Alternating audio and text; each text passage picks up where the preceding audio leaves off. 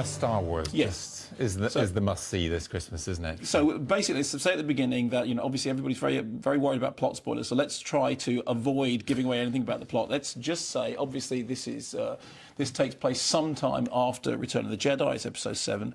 At the very beginning, there is a scroll which sets up a battle between good and evil.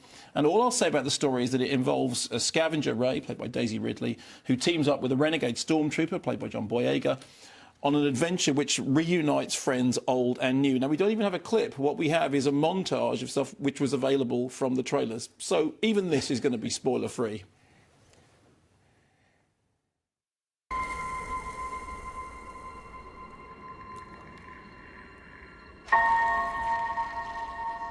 Who are you?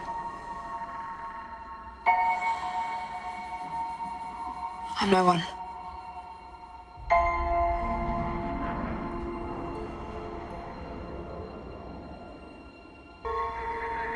I was raised to do one thing, but I've got nothing to fight for.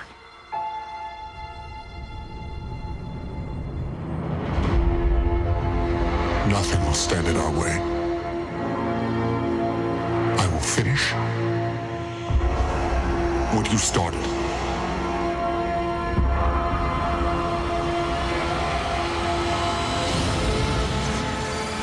There are stories about what happened. It's true. All of it.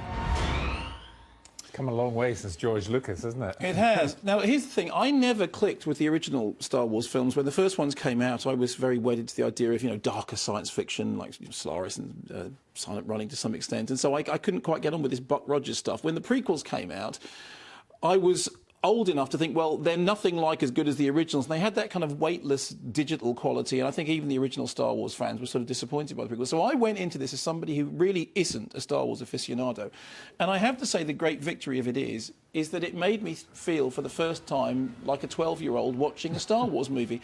I thought it was really exciting and engaging and dramatic and tragic. I mean, one of the things I like very much about it is it has a feeling of physical heft. It's shot on film 35mm and 65mm, and there are certain sequences in it, particularly the sort of the desert scenes, in which you get a sense of that sort of Lawrence of Arabia grandeur, which was so absent from the Lucas prequels. You also have characters who are, you're interested in their story, you're interested in what they're doing, but they ride that very, very fine line between, on the one hand, interstellar adventure, and on the other hand, humour. There are jokes in this movie that are genuinely funny in a way that so many comedies don't manage to have. Now, the thing that really surprised me was I watched it in a packed cinema with people who were real sort of Star Wars aficionados, and you could feel the anticipation. And the minute the opening thing in a long ago Galaxy Far Away, everybody was really excited. But there was also a sense they didn't want to be disappointed. And the best thing about the film was, not only did it not disappoint them,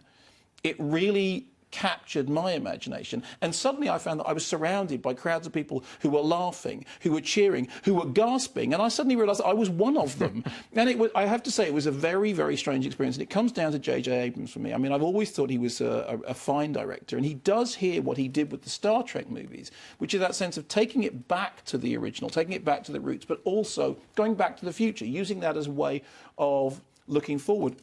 Daisy Ridley and John Boyega were terrific, really good at sort of holding attention, and there's sort of new characters that you really engage with.